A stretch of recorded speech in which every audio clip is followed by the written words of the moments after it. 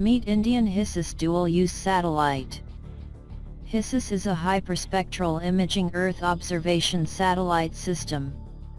It will provide hyperspectral imaging services to India for a range of applications in agriculture, forestry, and in the assessment of geography such as coastal zones and inland waterways.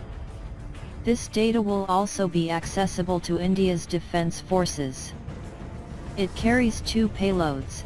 The first is the visible near-infrared with spectral range of 0.4 to 0.95 micrometers with 60 contiguous spectral bands, and the second is the shortwave infrared range with spectral range of 0.85 to 2.4 micrometers with a 10 nanometer bandwidth and 256 contiguous spectral bands.